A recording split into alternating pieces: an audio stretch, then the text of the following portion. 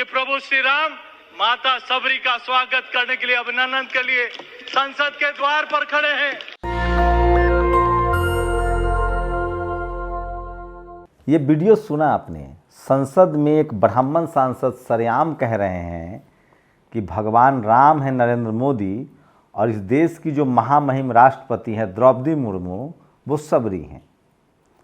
अब आपको लग रहा होगा कि तो बहुत अच्छी बात है, इसमें खराबी क्या है। लेकिन जब आप तुलसीदास की चौपाई पढ़ेंगे रामचरितमानस तो उसमें उन्होंने सबरी को उनके मुंह से कहलवाया है कि मैं बहुत नीच हूँ। तो क्या भारत का संविधान लागू है, इंडियन पिनल कोड लागू है?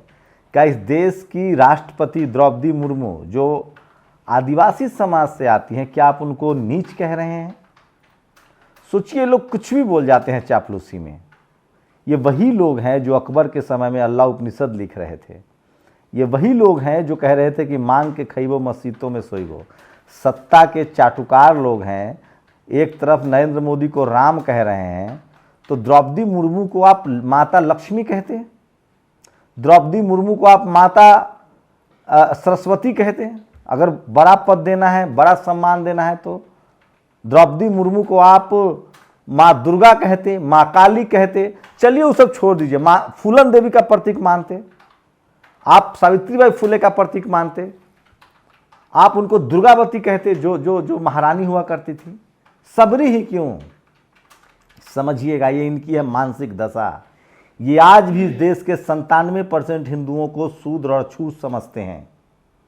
आप सोचिए, रामचरितमानस में हर दूसरा तीसरा चौपाई ब्राह्मण श्रेष्ठता का बखान करता है।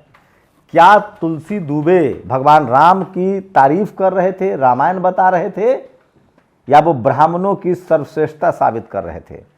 एक चौपाई में दिलीप मंडल ने लिखा कि वो लिखते हैं कि इस धरती पर, मतलब भारत में रहते थे वो, तो कहते हैं कि जो भी आदमी ब्राह्मण का पैर धोएगा, पूजा करेगा, वंदना करेगा, उसमें ये मत कहिए कि ये राजपूत अछूता है, कायस्थ अछूता है या वैश्य अछूता है।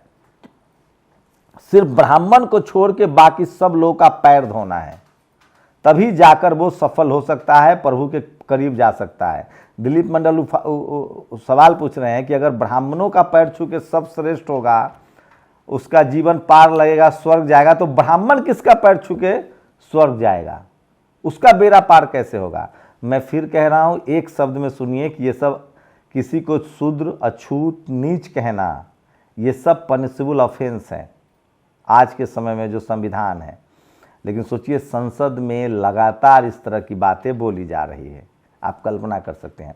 वही दूसरी तरफ देखिए, संसद में बहुत पहले रामविलास ने कहा था कि क्या संसद में मंदिर मस्जिद पर बहस करनी है, घंटा डोलाना है, या इस देश की बेहतरी के लिए कानून बनेगा, इस देश के लोगों के लिए कानून बनेगा, इस देश की सुरक्षा के लिए कानून बनेगा, इस देश की जवानों के लिए कानून बनेगा। सोचिए आज संसद में क्या हो रहा है। तमाम वो मिथक कोट किए जाते हैं। पेरियार ललित सिंह यादव ने सच्ची रामायण का ट्रांसलेशन किया है और सुप्रीम कोर्ट से केस जीता है। तो सोचिए आज संसद में क्या हो रहा है। धर्म के नाम पर लोगों को बांटा जा रहा है। वहीं अडानी के मामले पर प्रधानमंत्री जब आप बोल रहे थे तो संसद में लगातार नारेबाजी हो रही थी। नारेबाजी क्या हो रही थी कि अडानी अंबानी भाई भाई, मोदी अडानी भाई भाई, संजय सिंह नारा लगा रहे थे। लेकिन सोचिए, कल्पना कीजिए आप, एक सांसद उसी संसद में इस देश की महामहिम राष्ट्रपति द्रौपदी मुर्मू को सबरी कहकर अपमानित कर रहा, अछूत कह रहा है। सबरी की पूरी परिकल्पना अछूत से की गई है, नीच जाति से की गई है। वो सीधे कह रहे हैं, प्रधानमंत्री को मोदी कह रहे हैं। और वहीं दूसरी तरफ जो लोग कह रहे हैं कि हमको शूद्र मत कहो, अछूत मत कहो, हमको नीच मत कहो, गाली मत दो, उनको ब्राह्मण समाज के कुछ ठेकेदार, मैं सब ब्राह्मण नहीं कह रहा हूँ, लेकिन जो तलवार चलाने की बात कह रहा है, जो जीभ काटने की बात कह रहा है, वो ब्राह्मण समाज से ही है। उसके खिलाफ सोचिए, जान मारने की धमकी देना पनिशेबल ऑफेंस है साहब। किसी को दी गई गाली, रामचरितमानस में जिन लोगों को गाली दी गई है, शूद्र, नीच, अछूत कहा गया, उन्होंने उसकी प्रतियां जलाई। जो गाली है, जो अपमानजनक है, उन पर आप एनएसए लगा रहे हैं। क्यों? क्योंकि वो यादव है, कुशवाहा है, मुसलमान है। और जो लोग तलवार चलाने की बात कह रहे हैं, जीभ काटने की बात कह रहे हैं, सोचिए प्रधानमंत्री की जाति को भी गाली दी गई है। भारत में जाति बनाई किसने, ये दूसरा विषय है, उस पर तो खैर मोहन भागवत जी ने बोल दिया है, आप मानिए न मानिए सच्चाई वही है। लोगों ने धर्म ग्रंथों को भी अपने पक्ष में लिखा है, अपनी कम्युनिटी के पक्ष में। मैंने कल भी वीडियो बनाया था कि किसी के लिए आस्था है, किसी के लिए आस्था रोजगार है।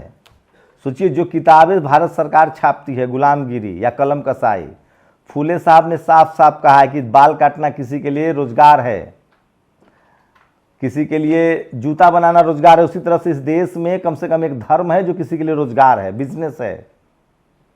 नहीं तो वहां सबका वर्चस्व होता, कोई भी दान पेटी की चाबी ले सकता था, कोई भी मंदिर जा सकता था। धर्म के नाम पर इन बाबाओं के पास पैसे कहां से आते हैं?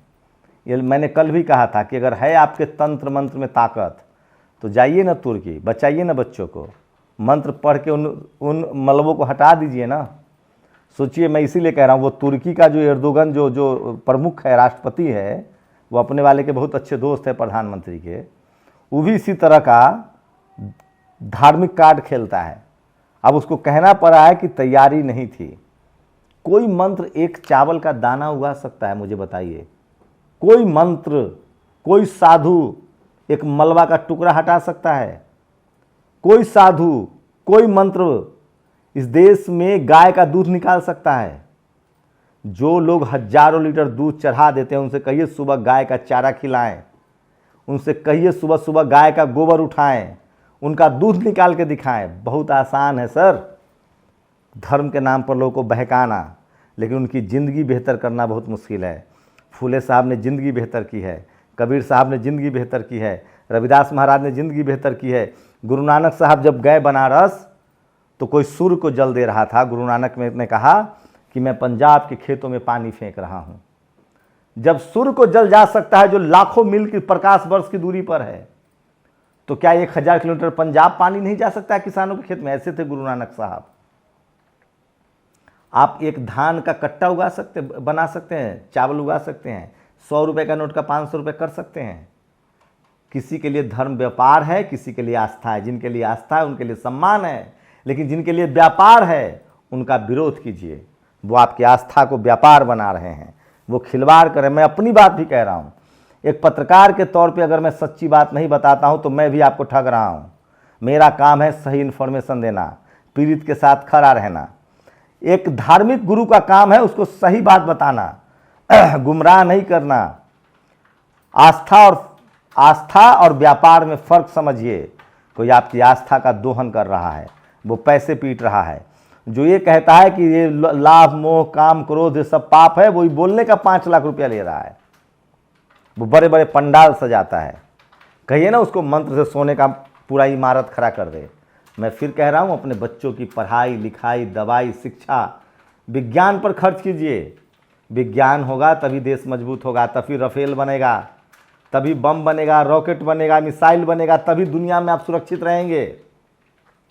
विज्ञान होगा तो दवाइयाँ बनेंगी, विज्ञान होगा तो हरित क्रांति आएगी, खेत से अनाज उगेंगे, विज्ञान होगा तो गाय 2 लीटर के बदले 4 लीटर दूध देगी। ये सब कुछ मेडिकल की पढ़ाई से हुआ है, विज्ञान से हुआ है।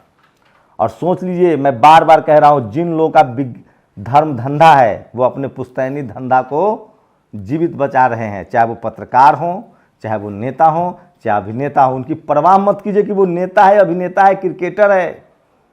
वो सिर्फ अपना पुश्तैनी धंधा बचा रहा है। और उसी के खिलाफ स्वामी प्रसाद मौर्य, और उसी के खिलाफ चंद्रशेखर राय, और उसी के खिलाफ आकाश आनंद, और उसी के खिलाफ रामस्वरूप वर्मा लड़ रहे थे, जगदेव प्रसाद लड़ रहे थे, फूले लड़ रहे थे, पेरियार लड़ रहे थे, रविदास लड़ रहे थे, कबीर लड़ रहे थे, गुरु नानक साहब लड़ रहे थे। उसी के खिलाफ बुद्ध ज्ञान दे रहे थे। मैं फिर कह रहा हूँ, धर्म एक आस्था का सवाल है, व्यापार नहीं है। लाखों करोड़ों का व्यापार है ये। किन के लिए व्यापार है? और उस व्यापार में किसी की एंट्री नहीं है। वो जाति के नाम पर रिजर्व है। वो धर्म के, हिंदू धर्म के बाकी लोग 97% हिंदू किसी भी मंदिर में व्यापार नहीं कर सकते हैं। मैं इसलिए कह रहा हूँ, इस व्यापार और धर्म को समझिए, आस्था को समझिए। सोचिए, आज के समय में संसद में सबरी कहा जा रहा है द्रौपदी मुर्मू, राष्ट्रपति महामहिम को। कहाँ है राम के मानने वाले? क्या मोदी जी राम है? ये सब समझिए, मैं फिर कह रहा हूं, इस राजनीति को समझना पड़ेगा। और धर्म की राजनीति ने इस देश का बेड़ा गर्क किया है, और एक कांग्रेस के पाप हैं सारे। चाहे राम मंदिर का ताला खोलना हो, चाहे घर घर रामायण महाभारत पहुंचाना हो, जिस समय विज्ञान पहुंचाना था, जिस समय पढ़ाई लिखाई करनी थी, इसी तरह की चीज़ें हुई हैं। और मैं इसलिए कह रहा हूं कि धर्म के नाम पर लड़िए मत, बंटिए मत। आस्था हो सकता है आपका, लेकिन धर्म के नाम पर धर्म आस्था का सवाल है। जो इनका व्यापार करते हैं उनसे सावधान रहिए, जो पैर छूने के पैसे लेते हैं। किसी ने ठीक ही कहा है, इस देश में जो धर्म के नाम पर देश बने, वहाँ पाकिस्तान की हालत देखिए, अफ़गानिस्तान की हालत देखिए, अभी तुर्की की हालत देख लीजिए क्या हालत है। तो संसद में सरेआम अपमान हो रहा है और कोई बोल नहीं रहा है। लेकिन स्वामी प्रसाद मौर्य ने राष्ट्रपति जी को, प्रधानमंत्री जी को चिट्ठी लिखी है और कहा है कि क्या आज के समय में भी कोई ऐसा किताब चल सकता है जिसको लोग धर्म ग्रंथ कह रहे हैं, उसमें लोगों को जाति के आधार पर अछूत, नीच और शूद्र कहा गया है। ये लड़ाई जारी है, ये संघर्ष जारी है, और ये कबीर और रविदास के समय से जारी है। वो क्यों बोल रहे थे, पढ़िए ना उनके श्लोक। तो तुलसी दुबे हों, वो अपने जातीय हितों को बचा रहे थे। फूले पेरियार अंबेडकर हो, कबीर हो, रविदास हो, वो मानव के अधिकारों को बचा रहे थे। दोनों में यही फ़र्क है।